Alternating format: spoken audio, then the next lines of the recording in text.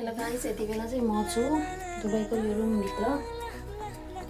यो चाहिँ हाम्रो रुम हो। यो भरिङबाट चाहिँ माथि बेडमा जाने। यहाँ चाहिँ यस्तो बेड छ।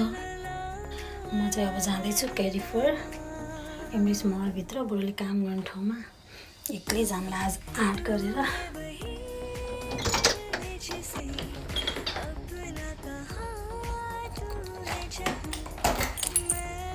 चाहिँ यसरी कोठामा तालचा लगाएर हिँड्नुपर्ने रहेछ।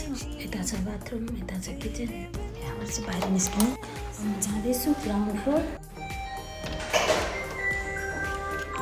यहाँ त लिफ्टबाटै जाने, लिफ्टबाटै आउने। यो लिफ्ट। अब म जाँदैछु ग्राउन्ड फ्लोर। त्यति बेला चाहिँ म निस्केँ बाहिर। यो मेरो पछाडिको ढोका छ होइन, भित्रबाट मात्र खोल्न मिल्ने, बाहिरबाट खोल्नै नमिल्ने। यो चाहिँ हो बाहिर निस्केपछि देख्ने दृश्यहरू यस्तो छ यहाँनिर। यति बेला चाहिँ दुबईमा लास्ट गर्मी छ। आमामा गर्मी, यति गर्मी, बाहिर निस्किन नसक्ने गर्मी। र अस्ति आयो भन्दा अहिलेको त्यो बानी परेछ। अलि हिँड्नलाई चाहिँ अहिले मलाई सजिलो भइरहेछ। आज म एक्लै निस्केको बाहिर। कति बस्ने कि होइन, भित्र बस्दा आज 6 दिन भइसक्यो। आज 7 दिन भइसक्यो। म चाहिँ यस्तो बोर भइसकेको थिएँ। अब जेसै होस् हिँड्ने हो, म त लखर भनेर म चाहिँ निस्किँदा। अब म चाहिँ जाने हो बुढोको त्यो ड्युटी गर्ने ठाउँमा टक्क।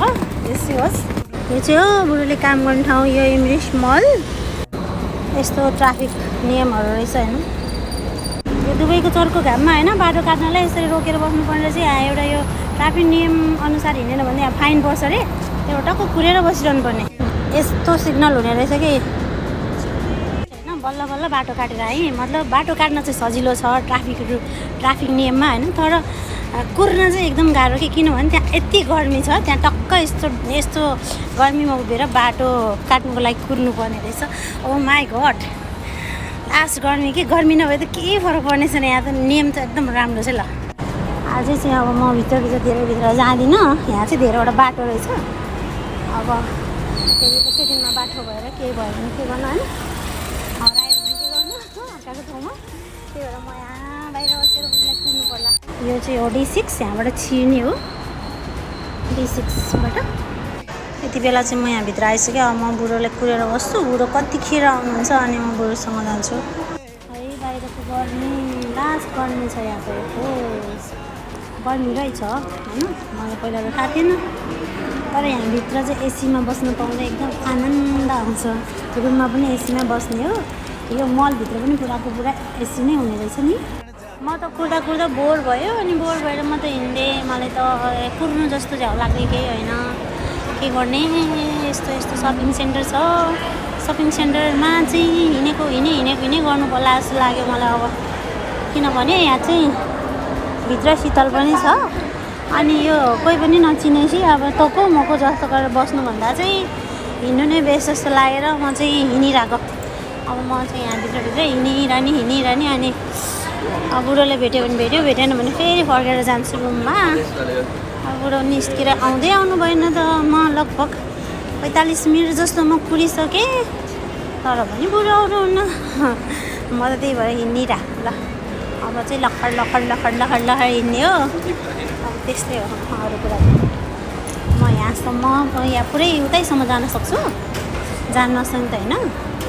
म हिजो नि आइसकेँ, अस्ति नै आइसकेँ नि त। तर बुढोसँग आएको थिएँ। म एक्लै चाहिँ हिँडेको थिएन। म चाहिँ अहिले चाहिँ एक्लै हिँड्दैछु। झ्याउ लाग्यो नि त मलाई पर्खिँदा। यस्तो छ कि यहाँनिर पुरा यस्तो ठुलो ठाउँ। म चाहिँ आएँ यहाँ बुढोले काम गर्ने ठाउँसम्म पनि आएँ, तर मैले बुढै देख्दिनँ यार। त्यो बुढो चाहिँ अर्कै बाटो निस्किनु भयो जस्तो छ। म चाहिँ यहाँ आइपुगेँ भर्खरै। कुर्दा बोर भएर होइन। अब म के गर्ने होला। यहाँ पछाडि काम गर्ने ठाउँ। अब चाहिँ म बुढो नभेटेपछि फर्केँ। उतैसम्म गएँ हेरेँ, तर बुढो भेटेन। बुढो नभेटेपछि म चाहिँ फर्किन्छु। बुढो चाहिँ रुममा पुग्नु भयो के हो। म चाहिँ यहीँतिर छु क्यारिफोर सपिङ सेन्टरभित्र। म चाहिँ यहाँनिर बुढा खोज्दै हिँडेँ। अनि त्यहाँ कुर्दा आउनु भएन। अनि म उहाँको डिपार्टसम्म गएँ, तर डिपार्टमा पनि उहाँ हुनुहुन्न। अब म जान्छु रुम सिङ गएर अनि उहाँलाई कल गर्छु। किनभने मैले यहाँबाट कल गर्न मसँग वाइफाई छैन। उहाँले कनेक्ट गरिदिनु भएको थियो। वाइफाई चाहिँ हिजो नै जोइन गरेर राखिदिनु भएको थियो। अनि के भयो भन्दा त्यो वाइफाईको सिग्नल चाहिँ छ तर चलिरहेको छैन कि मैले इमोमा फोन गरेँ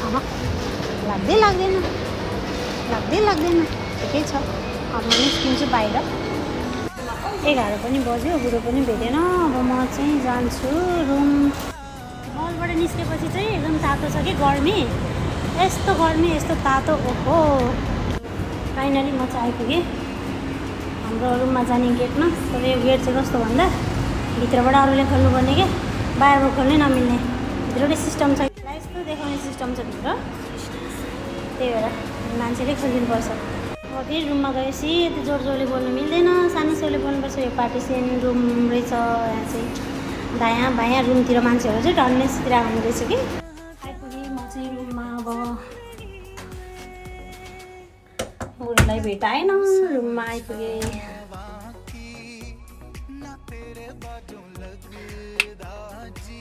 डुल्दा ठाउँ चाहिँ बवाल दामी होइन तर गर्मी बाहिर यति छ के सोचेको थियो के भयो भने जस्तो यहाँ त मध्य दिनमा त हिँड्नै नसक्ने बाफ्रे